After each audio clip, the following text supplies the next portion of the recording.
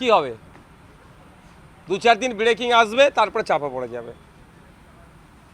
ইতিপূর্বে ইডি সিবিআইয়ের হাতে যে সমস্ত মামলা আছে দেখ, গরু পাচার, কয়লা পাচার, বালি চুরি, শিক্ষক নিয়োগের দুর্নীতি, একাধিক বিষয়ে, সেই বিষয়ে যদি সদার্থক ভূমিকা নিত, তাহলে আজকে আর এই সিআইডি গিয়েছে এটা ব্রেকিং করতে লাগতো না।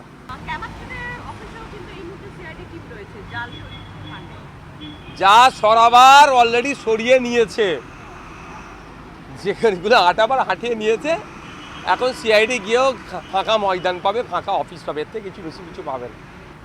দেখুন, তৃণমূল কংগ্রেস যে পাপটা করেছে, সে পাপের ভাগিদারি তাদেরকে এখন হতে হবে। পাপের অভিশাপটা পড়ছে।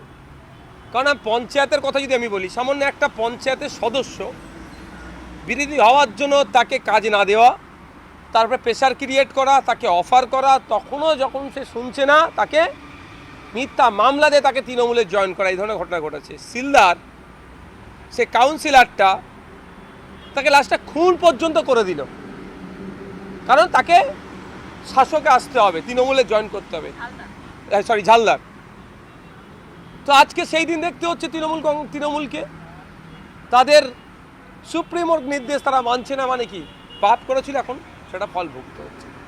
তবে যারা ছেড়ে যাচ্ছেন, সাধারণ মানুষ কিন্তু আপনাদেরকে ক্ষমা করবে না। বিজেপিকে যেভাবে বকলমে সহযোগিতা করছে, দেখছিলাম বিভিন্ন চ্যালেঞ্জ চালাচ্ছে যে আজকের ডেটে 300-র অধিক বিজেপির এমপি হয়ে যাচ্ছে, মানে বকলমে। তাহলে বিজেপিকে যারা সাপোর্ট করছে, ধর্মনিরপেক্ষ মানুষের ভোট নিয়ে, সে মুর্শিদাবাদের 3 এমপি থেকে শুরু করে, ঘাটাল থেকে শুরু করে, মথুরাপুর থেকে শুরু করে, রাজ্যের বিভিন্ন প্রান্তের ধর্মনিরপেক্ষ ভোট নিয়ে বিজেপিকে আটকানোর জন্য যারা ভোট দিয়েছিল, সেই ভোটে জিতার পরেও যারা বিজেপিকে সহযোগিতা করছে, মানুষ কিন্তু ক্ষমা করবে না। এর জবাব গণতান্ত্রিক প্রক্রিয়ায় মানুষই দেবে।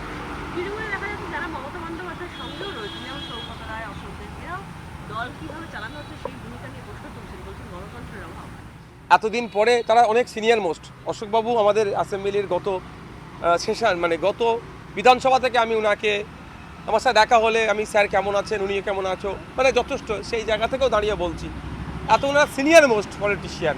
তো এখন মনে পড়ছে এগুলো, একটা সরকার পরিবর্তন হয়ে যাবার পরে।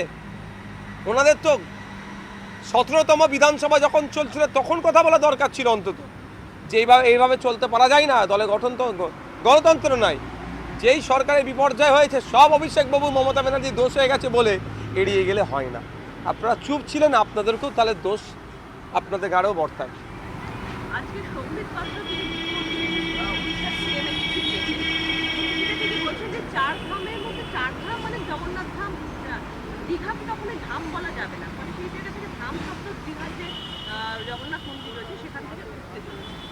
আমি এটা যখন দীঘায় জগন্নাথ ধাম বা কালচারাল সেন্টার তৈরি করতে চাইছিল, আমি কথা বলেছিলাম, তখন সম্বিত পাত্র মহাশয় এটা মনে হচ্ছিল ঘুমাচ্ছিল।